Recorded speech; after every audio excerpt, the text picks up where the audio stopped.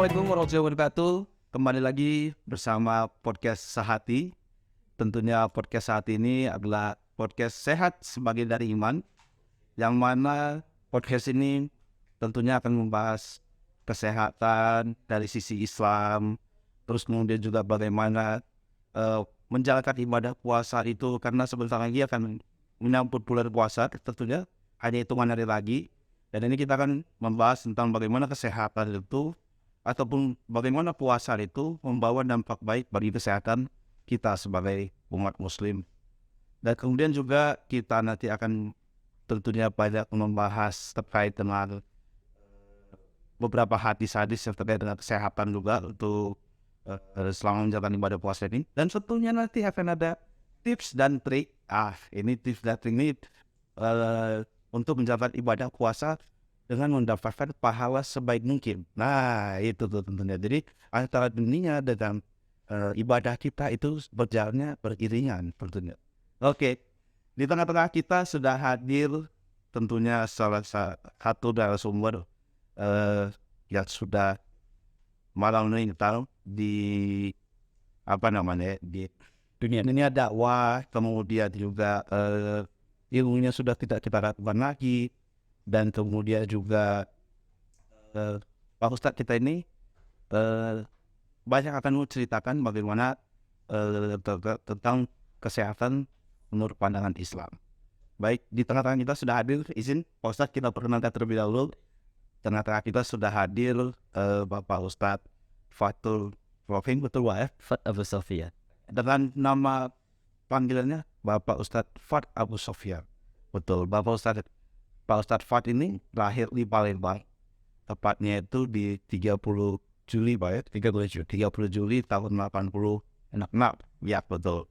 Saat ini Pak Ustadz Fat sebagai pengurus Dewan Masjid di Indonesia, betul Pak ya? Betul sekali. Alhamdulillah. Alhamdulillah juga pengurus DKM untuk Masjid Anamel Pak. Masjid Anamel Gedung Menara Jam Sostek atau Gedung Menara BPJS Ketenagakerjaan. Baik, luar biasa. Dan kemudian juga Bapak Ustadz Fat merupakan lulusan dari sarjana tafsir Pak. Sarjana tafsir hadis. Tafsir dan hadis. Baik di Jakarta Pak. Jakarta Selatan tepat. Jakarta Selatan. Baik. Terima kasih Pak Ustadz. Tentu saya mengucapkan Assalamualaikum warahmatullahi wabarakatuh. Waalaikumsalam warahmatullahi wabarakatuh. Selamat datang di podcast kita, podcast Sehati ini Pak. Ahlan. Mas Asni sehat Mas Asni? Alhamdulillah, Masya Allah, saya daripada sehat walafiat hari ini Pak. Alhamdulillah. Alhamdulillah, baik. Gimana kabarnya Pak Mustafa? Tentunya hari ini kita akan banyak membahas tentang kesehatan dari sisi Islam, baik terkait dengan menjalankan ibadah puasa. Baik. Iya, mungkin ya pertama-tama itu kita akan bahas terkait apa saja olahraga mungkin diperbolehkan Pak, atau mungkin sebenarnya semua olahraga boleh ya ini di pada ibadah puasa gitu Pak ya. Ada larangan mungkin gitu ya, atau mungkin ada ketentuan seperti apa, nanti kita bahas tentunya Pak dalam podcast ini. Dan tentunya ini mungkin menjadi pertanyaan pembuka saya Pak, karena gini Pak Ustadz, kalau di bulan puasa itu kan saya dengar itu ceramah-ceramah katanya di bulan puasa itu, di bulan Ramadan khususnya, setan-setan itu pada belum boleh. Nah, cuman ini masih banyak terjadi setan-setan di belum, cuman masih banyak terjadi ini kemaksiatan yang dilakukan oleh manusia tentunya, yang sangat mudah sekali digoyahkan oleh iman ya, oleh setan-setan ini digoyang lah imannya, jadi supaya untuk mendekati kemaksiatan, bukan mendekati kesehatan ibadahnya nih Pak. Jadi kalau pandangan Ustaz ini bagaimana nih Ustaz? Padahal setan-setan ini sudah dibelenggu, tapi kok masih banyak ya maksiat yang dijalankan oleh manusia di Ustaz. Baik. Alhamdulillah, terima kasih Mas Asni atas undangannya. Jadi kita patut berbahagia karena sebentar lagi Ramadan akan tiba, dan biasanya memang timbul berbagai macam pertanyaan seputar bulan Ramadan. Wabil khusus seperti yang tadi sudah Mas Asni tanyakan terkait bagaimana sih terkait tentang hadis Nabi yang menyatakan bahwasanya bulan Ramadan itu setan itu dibelenggu. Ya, kan pertanyaan seperti itu. Bulan Ramadan itu setan dibelenggu, tapi faktanya kita melihat setiap tahunnya nih, bukan hanya tahun ini saja, tetapi tahun yang sebelum-sebelumnya Ramadan kita lewati, kita menyaksikan dengan mata kepala kita sendiri, banyak orang-orang yang sebenarnya kok kayaknya bertentangan dengan hadis yang telah Rasul sampaikan. Katanya setan dibelenggu, tapi kok masih banyak orang yang melakukan kemaksiatan. Bahkan banyak juga di antara saudara-saudara kita itu yang kemudian tidak ikut menjalankan ibadah puasa. Bukan begitu Mas Atun? Ya, betul. Ya. Jadi sebelumnya saya jelaskan terlebih dahulu terkait bagaimana sih sebenarnya cara kita memahami sebuah ayat maupun hadis itu. Jadi hadis yang berkaitan tentang pertanyaan yang tadi sudah Mas Asni sampaikan tentang orang-orang yang masih melakukan kemaksiatan di dalam bulan Ramadan padahal setan dibelenggu, itu sebenarnya berangkat daripada hadis Nabi SAW. Jadi hadis ini bersumber dari Abu Hurairah. Hadisnya sahih, diriwayatkan oleh Imam Bukhari dan Imam Muslim. Nah, bagaimana bunyi hadisnya? Rasul bersabda demikian, "Idza jaa Ramadan futihat abwabul jannah wa ghuliqat abwabun nar wa suffidatis syayatin." Ya, jadi pada bulan Ramadan itu atau ketika Ramadan itu tiba, itu Rasul menyampaikan bahwasanya pintu surga itu Allah buka. Itu yang pertama. Kemudian yang kedua, pintu neraka Allah tutup. Lalu kemudian yang terakhir, setan itu dibelenggu. Nah, bagaimana cara memahami hadis ini agar kemudian tidak bertentangan dengan cara berpikir kita? Maka perlu di sini saya jelaskan bahwasanya cara memahami ayat ataupun hadis itu tidak selalu harus bisa kita terjemahkan secara tekstual. Jadi begitu kita baca terjemahannya langsung bisa kita fahami. Tidak selalu begitu. Maka disinilah kita perlu kembali kepada atau merujuk kepada penjelasan para ulama-ulama terdahulu. Itu. Jadi wabil khusus terkait hadis ini, ya terkait hadis di mana setan dibelenggu ini sebenarnya Imam Al-Qurtubi itu telah menjelaskan. Ya. Jadi yang dimaksud dengan setan dibelenggu itu menurut beliau, menurut Imam Al-Qurtubi, itu yang pertama itu adalah setan, tidak semua jenis setan yang dibelenggu, tapi hanya sebagian jenis setan saja. Wabil khusus setan yang kategorinya adalah setan yang pembangkang. Nah, ini yang pertama, ya. Jelas ya di sini ya. Berarti ada kategorinya.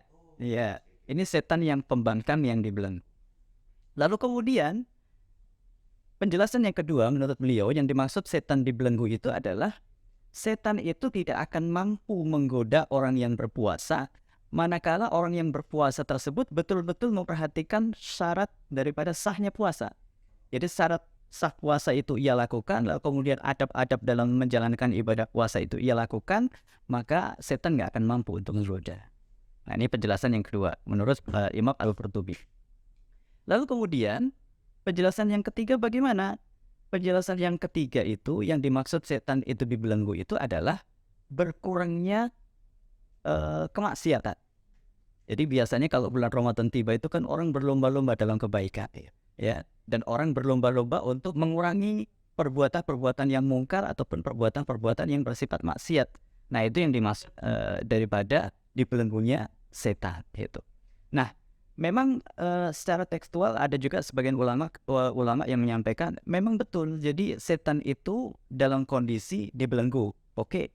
Tetapi yang harus kita pahami juga adalah kenapa kok masih ada orang-orang yang kemudian melakukan kemaksiatan kalau memang setan itu dibelenggu secara tekstual ketika kita menerjemahkan hadis tersebut.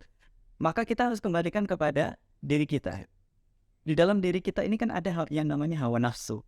Ya. Tidak serta-merta semua kemaksiatan, semua kemungkaran yang kita lakukan itu atas dasar godaan ataupun bisikan setan. Bisa jadi itu karena dorongan hawa nafsu juga. Ya, gitu.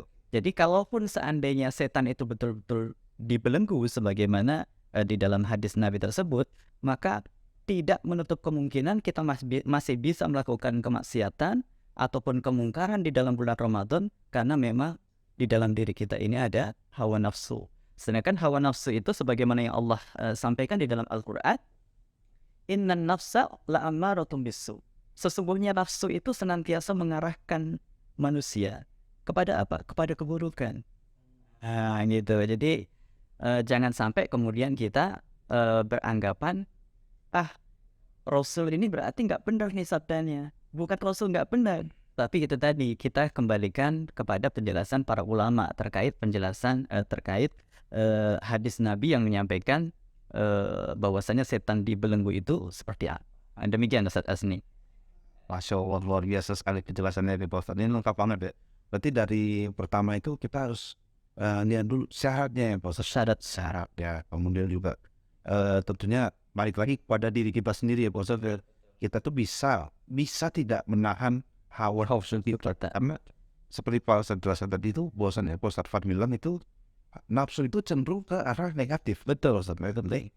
Nah, balik lagi ke diri kita kadang-kadang gitu Pak Ustadz. Tadinya kita nih kokoh nih, kuat nih kan, gitu kan. Tapi kadang-kadang ya gitulah, karena kita mungkin berteman, bersosialisasi kemana, ada kadang-kadang ada godaan teman itu ya, sudahlah gitu kan, hari ini saja, besok juga puasa lagi gitu. Padahal itu kan juga, wah kalau kita tinggal puasa pada hari itu, apa ya, seolah-olah itu kan, aduh, sangat merugikan sekali di ini, karena pahalanya puasa luar biasa. Betul. Betul. Jadi memang jadi kadang itu juga Pak Ustadz, kadang pada saat masuk bulan Ramadan ini, tadinya kita nih sebelum bulan Ramadan nih semangat Pak Ustadz. Begitu masuk awal-awal nih ya gitu, sama kayak kita lihat pada saat sholat tarawih nih Pak Ustadz ya. Sholat tarawih ini pada saat hari pertama, wah itu semua masjid, kalau saya bilang mungkin semua masjid di Jakarta Pak Ustadz ya, full itu pasti. Kita aja kalau misalnya datangnya itu mau dekat Isya, itu gak akan kebagian tuh pasti itu sampai itu. Nah pasti akan banyak tuh masjid-masjid yang full, tapi nanti pada ujungnya itu di pertengahan itu sudah mulai tuh hanya 4 saf saja mungkin gitu kan, atau mungkin ya mungkin kalau di masjid tertentu banyak yang masih tetap semangat untuk melakukan aktivitas sholat tarawih tentunya Pak gitu. Nah ini Pak Ustadz, mungkin bagaimana ini cara kita nih Pak Ustadz menjaga semangat kita dalam ibadah ini agar supaya pada saat hari pertama nih kita semangatnya menggebu-gebu nih, atau mungkin sebelumnya kita udah menunggu nih sidang isbat nih kan, wah kapan nih sidang isbat nih, puasa atau tarawih pertama nih, kita nunggu nih kan gitu kan. Nah bagaimana menjaga semangat kita itu dari awal sampai dengan akhir Ramadan itu tadi, kita tuh supaya mendapatkan takwaan, meningkatkan takwaan kita pada Allah SWT. Betul. Baik, ini pertanyaan yang sangat bagus. Jadi kalau menurut penjelasan Imam Al-Qurtubi tadi terkait setan dibelenggu itu kan bukan berarti setan itu dibelenggu semuanya. Kalaupun setan dibelenggu semuanya, bukan berarti kita nggak punya hawa nafsu. Artinya kemungkinan kita untuk melakukan kemungkaran, melakukan kemaksiatan di bulan Ramadan itu masih terbuka. Gitu. Makanya kita tidak perlu heran kalau kemudian di bulan Ramadan masih banyak orang yang melakukan perbuatan-perbuatan dosa.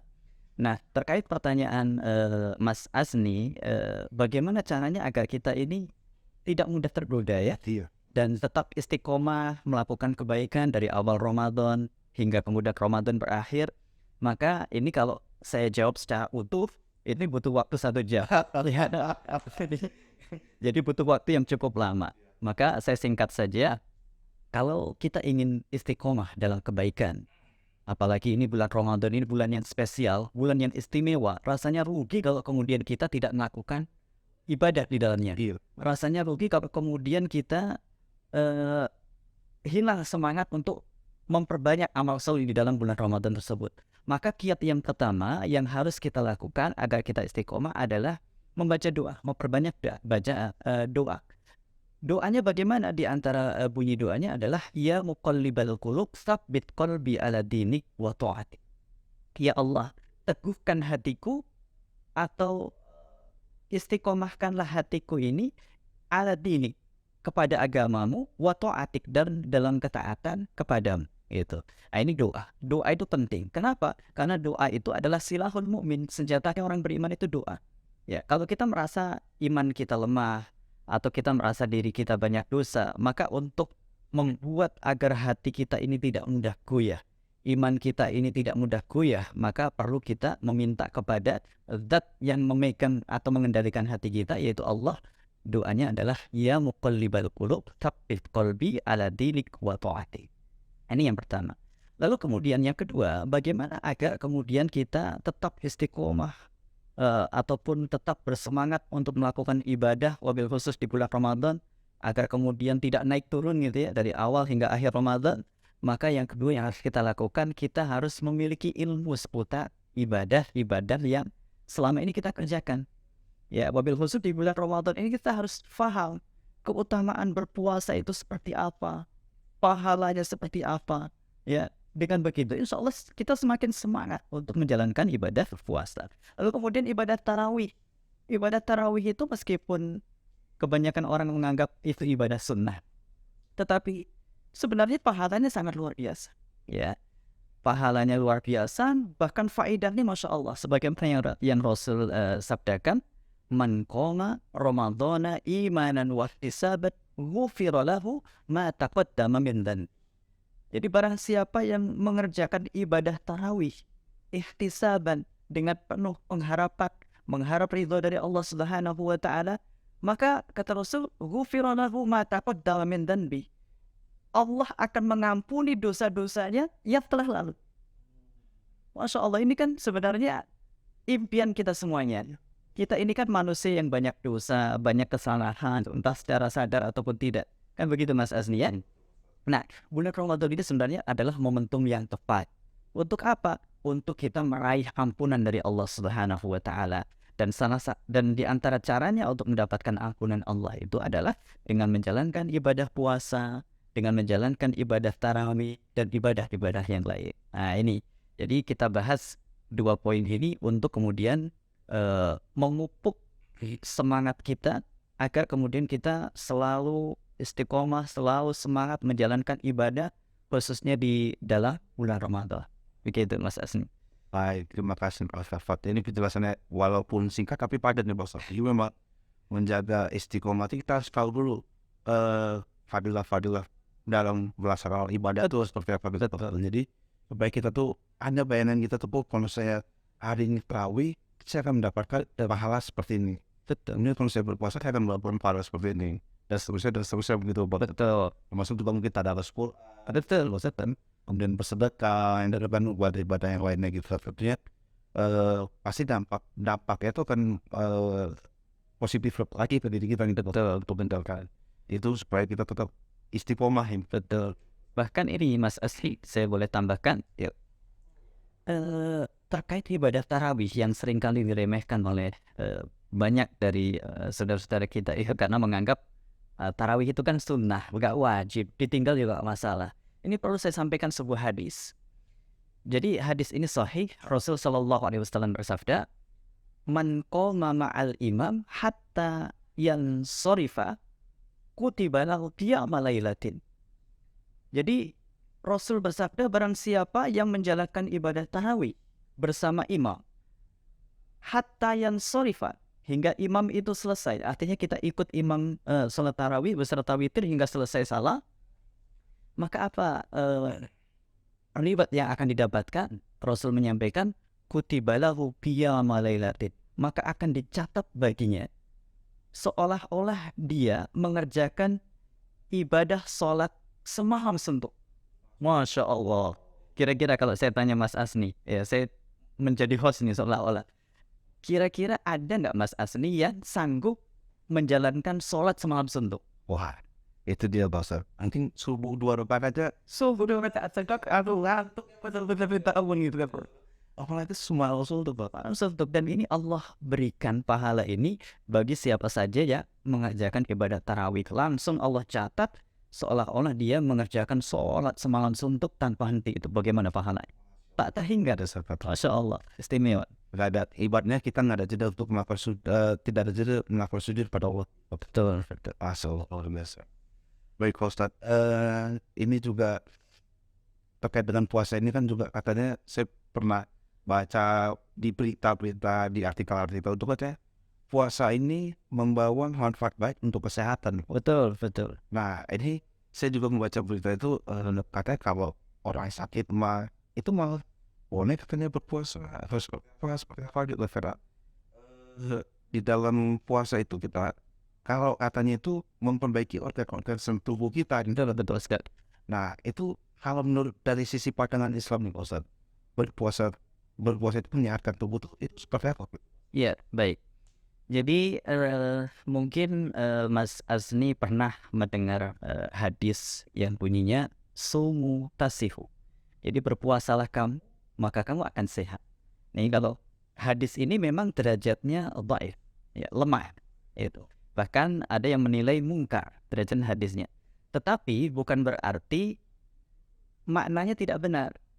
Hadisnya bisa jadi lemah, bisa jadi dhaif, bisa jadi mungkar, tetapi maksud atau makna dari hadis ini memang betul. Bahwasanya ketika seseorang itu berpuasa, maka insya Allah akan menghasilkan kesehatan bagi dirinya. Ya, ini sebenarnya harusnya ditanyakan kepada dokter yang muslim. Ini lebih tepat dokter muslim, tapi tidak mengapa karena saya pribadi juga pernah bertugas di salah satu rumah sakit di daerah Jakarta ini, maka saya akan coba menjawab dari beberapa artikel yang pernah saya baca ataupun saya pelajari.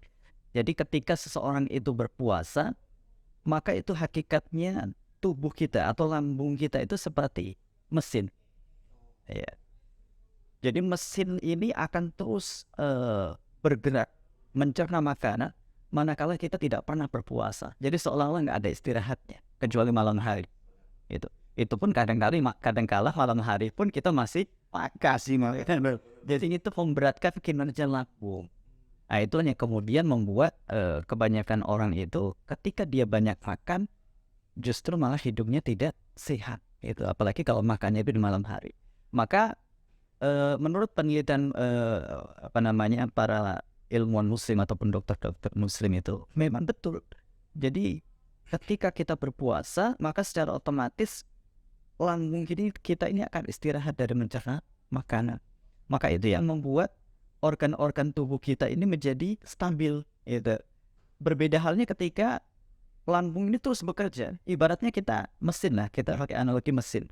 Kita punya mesin terus bekerja, ya mesin itu pasti akan cepat rusaknya.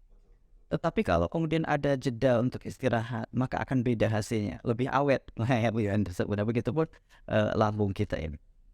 Bahkan saya pernah mendapatkan dalam sebuah artikel itu ya, ada salah satu dokter itu yang kemudian menyampaikan ketika seseorang itu berpuasa, maka secara otomatis makanan yang seharusnya tadi masuk ke tubuh dan menjadi bahan bakar itu kan terhenti. Kalau orang itu berpuasa, asupan makanan kan jadi berkurang. Iya. Maka bahan bakar yang digunakan oleh tubuh untuk agar kita ini bisa tetap hidup, itu ya maksudnya tetap bergerak atau tetap aktif itu adalah lemak yang ada di tubuh. Jadi dengan berpuasa itu secara otomatis itu membakar lemak-lemak yang ada di tubuh. Nah, lemak yang ada di tubuh inilah yang selama ini sebenarnya menyebabkan kesehatan seorang manusia itu menjadi menurun gitu. Semakin berkurangnya lemak, maka semakin orang itu akan menjadi sehat gitu. Maka sangat betul sekali ketika berpuasa itu dapat menghasilkan atau dapat membuat seseorang itu menjadi sehat. Terlebih lagi kalau kita melihat dalil secara umum terdapat di surat An-Nahl ayat yang ke-97. Allah Subhanahu wa taala berfirman, "Man 'amila 'amalan wa huwa mu'min, falanuhyiyannahu hayatan thayyibah." Jadi barang siapa yang mengerjakan amal solid, man 'amila amalan ya, atau man 'amila amalan sholihan. Jadi barang siapa yang mengerjakan amal solid dan dia dalam keadaan beriman, ya, baik itu dia laki-laki maupun perempuan, maka garansi dari Allah apa? Falanuhyiyannahu hayatan thayyibah. Maka akan kami jadikan hidupnya itu baik. Baik di sini maksudnya apa? Baik di sini Allah akan jadikan ya hidupnya itu dipenuhi dengan diikuti ataupun dipenuhi dengan kebaikan. Ya, yang dimaksud amal soleh itu kan banyak. Amal soleh itu bisa sholat, ya, bisa sedekah, bisa kemudian berzikir, dan di antaranya juga puasa. maka jaminannya di antaranya ya kalau orang itu berpuasa, Allah akan jadikan hidupnya itu baik. Hidupnya baik itu apa maksudnya? Rezekinya baik, karirnya baik, ya. Kemudian keluarganya baik, anak-anaknya baik, dan di antaranya juga adalah kesehatannya menjadi baik. Jadi dengan amal soleh itu, maka insya Allah ya bukan hanya kesehatan kita yang baik, tetapi semua kehidupan kita akan diliputi kebaikan yang langsung Allah berikan kepada orang-orang yang menjalankan amal soleh tersebut. Luar biasa. Jadi ketika kita menjalankan amal soleh ya Pak Ustadz, mungkin wabil khusus kayak seperti puasa ini, maka akan diikuti juga kebaikan-kebaikan dalam betul sekali Pak Ustadz, ya. Baik itu kebaikan di kesehatan, dan kemudian juga kita mungkin kebaikan yang tadinya mungkin kita sering berbuat hilaf atau dosa, jadi kita lebih hati-hati lagi untuk tetap menjalankan aktivitas sehari-hari. Iya. Jadi menyehatkan jasmani dan rohani. Wah, biasanya itu dua tuh maksudnya dua. Iya, jasmani dan rohani, karena dalam sebuah ayat itu Allah Subhanahu wa taala berfirman, "Ala bi dzikrillah tatmainnul qulub." Jadi dengan berzikir kepada Allah atau dengan menyebut asma Allah, maka hati itu akan tenang. Kalau hati akan tenang, maka secara otomatis jasad kita pun akan sehat. Masya Allah, luar biasa. Baik Pak Ustadz, ini mungkin salah satu yang mungkin ini jadi pertanyaan penutup saya Pak Ustadz. Baik. Kalau menurut saya ini mungkin agak pertanyaan fakultas, karena ini ibaratnya antara dunia dengan akhirat. Nah, yang mana kita harus menjalankan itu benar, tidak mengurangi akhiratnya, tapi juga kalau itu kan kejar akhiratmu maka dunia akan begitu gitu Pak. Jadi kadang-kadang gini Pak Ustadz, kita ini kan sebagai karyawan Pak Ustadz ya, di tengah-tengah kesibukan kita tuh kan kadang-kadang kita tuh sering tuh begitu azab taklah, atau begitu nanti masuk waktunya tarawih tak bisa tarawih juga, atau sampai rumah Allah nasi gitu. Nah mungkin ini tips dan trik dari Pak Ustadz kepada kita semua, mungkin tentunya dan juga pemirsa menonton podcast ini, tips dan trik kita tuh untuk agar dunia dan akhirat kita seimbang dalam khususnya di Ramadan. Pak Ustadz kita mendapat paham lah, kita buat kegiatan kerja kita juga. Nah itu seperti apa tuh Pak Ustadz? Karena kalau dalam dunia katanya kan bekerja itu sebagai dari makan juga kita Pak Ustadz gitu. Menurut Pak Ustadz ini bagaimana tips dan triknya untuk kita semua nih supaya kita bisa perjalanan beriringan gitu Pak? Agar balance ya. Baik. Memang ini yang menjadi kegelisahan biasanya bagi para karyawan maupun pegawai gitu ya, betul. Karena di sisi lain ada kalanya hati ini bergejolak, pengen ikutan ibadah ke masjid gitu ya, ingin sholat tarawih bareng gitu. Tapi di sisi lain harus bekerja ya. Di sisi lain kerjaannya harus ikut aturan kantor ya, ikut aturan atasan gitu. Bagaimana cara mensinkronkannya gitu. Nah kita coba lihat di surat surat Az-Zariyat ayat yang ke-56. Jadi Allah Subhanahu wa taala berfirman, "Wa ma khalaqtul jinna wal insa illa liya'budun." Jadi dan tidaklah aku ciptakan jin dan manusia, kata Allah, illa liya'budun, kecuali untuk beribadah. Jadi sebenarnya Allah menciptakan kita di muka bumi ini, Mas Azni, itu tujuannya adalah untuk beribadah. Ya. Nah, ibadah itu yang dimaksud apa? Apakah sekedar sholat, puasa, umroh, haji, sedekah itu saja? Tentu jawabannya tidak. Jadi ibadah itu cakupannya luas. Ya. Ibadah itu adalah bisa bisa kita sampaikan demikian. Jadi apabila kita bangun tidur membaca doa, itu ibadah. Jadi ketika kita mau tidur membaca doa, tidur kita pun bernilai ibadah. Gitu. Kita kemudian mandi dengan harapan supaya nanti tidak mengganggu aroma tubuh kita, tidak mengganggu orang lain gitu ya. Kita niatkan mandi ini untuk mengharap ridho dari Allah, maka mandinya kita pun menjadi ibadah. wabil khusus kerja di kantor seperti ini. Ya, ketika kita bekerja di kantor dengan niatan supaya bisa menafkahi anak-anak dan istri di rumah, ya, maka ketika pekerjaan itu atau sejauh pekerjaan itu tidak bertentangan dengan syariat, ya, bukan pekerjaan yang bernilai haram, maka ketika pekerjaan itu dilaksanakan atau dikerjakan dengan niat mengharap ridho dari Allah, maka pekerjaan itu pun akan bernilai ibadah. Ya. Tapi Ustadz, saya kan pengennya gimana ya, kerja jalan tapi ya jangan sampai sholat di masjid itu ketinggalan kan gitu, biasa tuh begitu. Nah ini tentunya harus kita pandai-pandai mengatur manajemen waktu gitu. Kalau memang seandainya pekerjaan kita itu adalah pekerjaan yang bisa kita kontrol sendiri, atau pekerjaan itu pekerjaan yang kita lakukan, atau pekerjaan yang kita jalani selama ini itu masih dalam wilayah kontrol kita dalam pengelolaan waktunya, maka alangkah baiknya kemudian kita atur, ya, agar jangan sampai ibadah yang namanya pekerjaan ini bertentangan dengan ibadah-ibadah yang lain nih.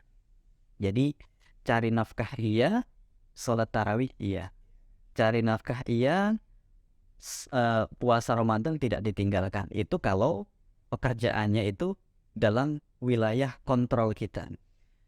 Lalu bagaimana kalau kasusnya pekerjaan itu kita harus ikut dengan orang lain?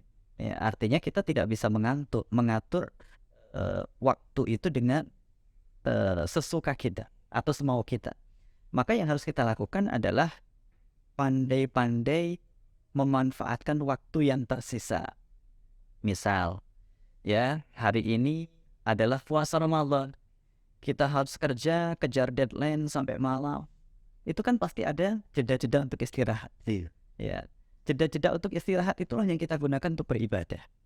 Ya, atau misalkan kita pengen sambil mengerjakan tugas itu juga dapat tambahan pahala, maka bisa juga sambil bekerja menyelesaikan deadline itu sambil kita tidak lepas atau tidak henti lisan kita itu mengucapkan zikir kepada Allah, mengucap kalimat istighfar, astagfirullah, astagfirullah, astagfirullah.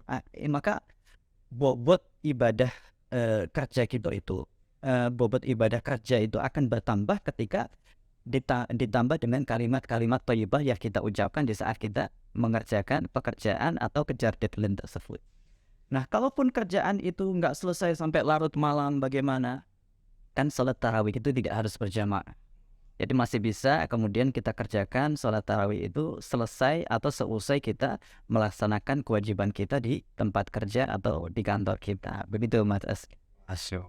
Jadi intinya pandai mengatur waktu kita. Jadi tetap bekerja, tapi di sela-sela pekerjaan kita tuh kita tetap harus ingat bahwasannya ibadah kita tuh jangan lupa. Betul. Sambil bekerja mungkin sambil ngetik komputer gitu kan, ngetik apa gitu kan, Nggak sampai jatuh gitu. jadi memudahkan kita juga tentunya karena pastinya akan dari pekerjaan kita tuh tentunya akan dilindungi oleh. Dan jangan salah Mas Asni, dengan kita berzikir kepada Allah itu sebagaimana yang tadi saya sampaikan, hati kita jadi lebih tenang, tidak emosional. Jadi dengan kita mengucapkan subhanallah, alhamdulillah, la ilaha illallah, Allahu akbar, kemudian astagfirullahaladzim, itu hati akan jadi tenang. Ketika hati tenang, pikiran jadi tenang. Kalau pikiran tenang, pekerjaan lancar, kan ya. Jadi banyak hal, justru banyak ide yang keluar. Betul. Baik, lovely sekali, masya Allah. Ini Pak Ustadz, kita karena keterbatasan waktu Pak Ustadz. Iya. Sebenarnya saya juga dalam hati itu masih banyak yang akan ditanya-tanyakan lagi, sama tentunya manfaat yang akan kita berikan itu kan terkait dengan podcast ini, harapan kita tuh manfaatnya itu besar pada publik yang menonton baik di rumah ataupun di tempat kerja di Pak Ustadz gitu Pak. Jadi cuma karena berhubung waktu ke Pak Ustadz, kita harus pamit undur diri ke Pak Ustadz. Mungkin akan ada sesi-sesi berikutnya yang akan kita laksanakan untuk memberikan kebaikan ataupun juga memberikan manfaat bagi orang lain. Karena yang saya tahu itu kan manusia adalah sebaik-baiknya manusia adalah manusia yang memberikan manfaat bagi orang lain. Betul. Khairun nas anfa'u. Iya gitu. Baik, mungkin kita akhiri podcast kita pada sore hari ini, yaitu podcast Sehati. Sehat ini. Luar biasa podcast hari ini, memberikan pencerahan tentunya bagi kita semua, yang mana bagaimana menurut pandangan Islam berpuasa itu menyehatkan bagi tubuh. Baik, mungkin begitu dari saya Pak Ustadz. Terima kasih banyak Pak Ustadz sudah menyempatkan hadir waktu di tengah-tengah kita, mungkin tengah-tengah sebuah Pak Ustadz juga yang mungkin banyak kegiatan juga di luar Abrak. Luar biasa baik. Mungkin itu saja dari saya. Akhiri dengan mengucapkan Assalamualaikum warahmatullahi wabarakatuh. Waalaikumsalam warahmatullahi wabarakatuh.